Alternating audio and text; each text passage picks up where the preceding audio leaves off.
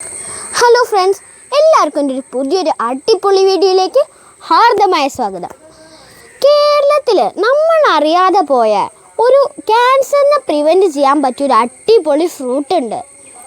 എൻ്റെ പറമ്പിൽ അത് ഇഷ്ടം പോലെ കായ്ച്ച് കിടപ്പുണ്ട്. അപ്പോൾ ഇന്ന് ഫുള്ള് ആ ഫ്രൂട്ടിൻ്റെ വിളവെടുപ്പ് വിശേഷങ്ങളാണ്. കേരളത്തിലും വിദേശ രാജ്യങ്ങളിലും ഒരുപാട് വില ഏറിയിട്ടുള്ള ഒരു ഫ്രൂട്ടാണിത്. അപ്പോൾ നമുക്ക് എല്ലാവർക്കും വീഡിയോയിലേക്ക് ഹാർദമായ സ്വാഗതം. ആദ്യമായിട്ട് ചാനൽ കാണുന്നവരാണെങ്കിൽ സബ്സ്ക്രൈബ് ചെയ്യണം, വീഡിയോ ഒരിക്കലും സ്കിപ്പ് ചെയ്യരുത്. അപ്പോൾ നമുക്ക് വീഡിയോയിലേക്ക് പോകാം. ഒരു കിലോ ഒക്കെ ഭാരം വരുന്നൊരു ചക്കയാണ്. 1 2 3 നല്ല ഇടി വെട്ടുന്നില്ലേ. മരത്തടിയിൽ കായ്ക്കുന്ന ഒരുപാട് മുള്ളുകളുള്ള ഒരുപാട് ഔഷധ ഗുണങ്ങളുമുള്ള ഒരു അടിപൊളി ഫ്രൂട്ട് ഞാൻ പേര് പറയാം. ഇതാണ് ആത്തച്ചക്ക അല്ലെങ്കിൽ മുള്ളാത്ത.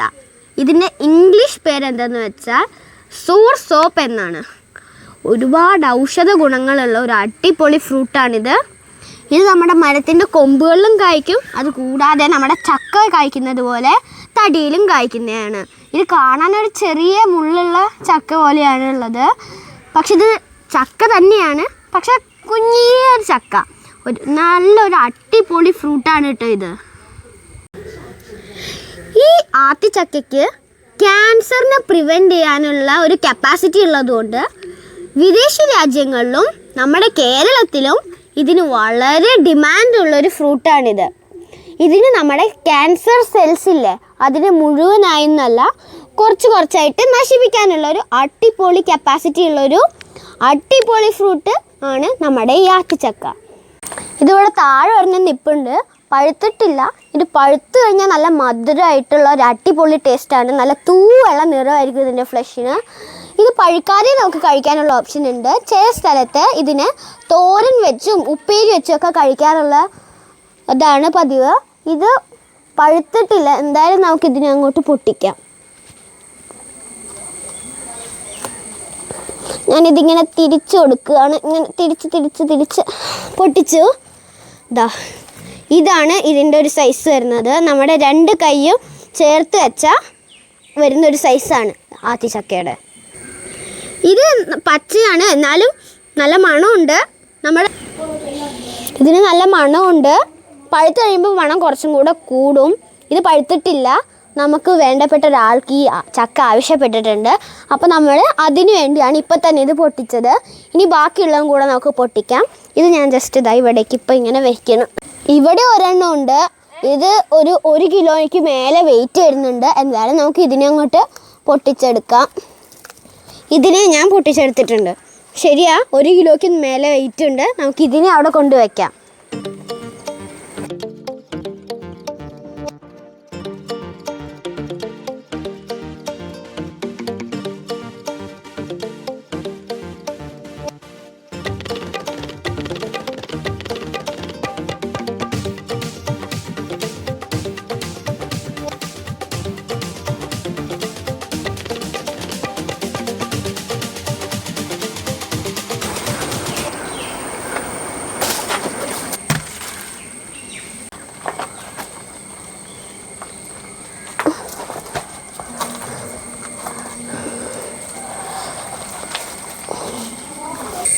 പഴുത്തത് നമ്മളിങ്ങനെ പൊട്ടിച്ച് താഴെ വീണ അത് ചതഞ്ഞ് ഇല്ലാതായി പോവും.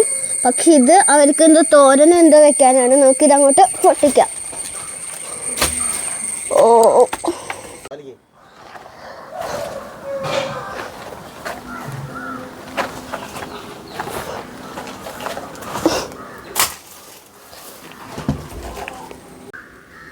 നല്ല പൊക്കത്തിലാട്ടോ നിൽക്കുന്നത്.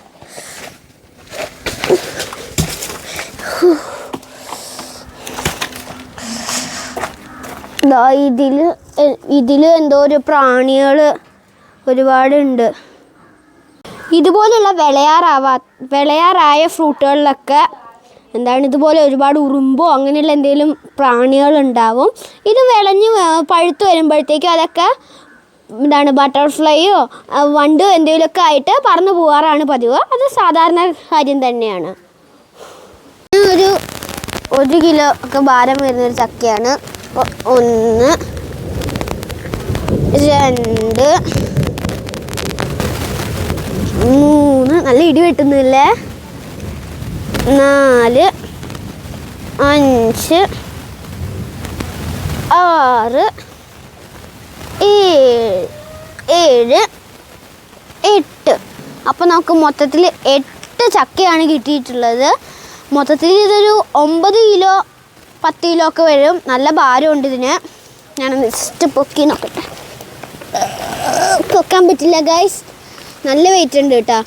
അപ്പോൾ എല്ലാവർക്കും എന്നെ ഇന്നത്തെ വീഡിയോ ഇഷ്ടപ്പെട്ടു എന്ന് വിചാരിക്കുന്നു. ഇഷ്ടപ്പെട്ടവരുണ്ടെങ്കിൽ ഉറപ്പായും ചാനൽ സബ്സ്ക്രൈബ് ചെയ്യണം. അപ്പോൾ പുതിയൊരു വീഡിയോയുമായി വരുന്നത് വരെ എല്ലാവർക്കും എൻ്റെ ടാറ്റാ.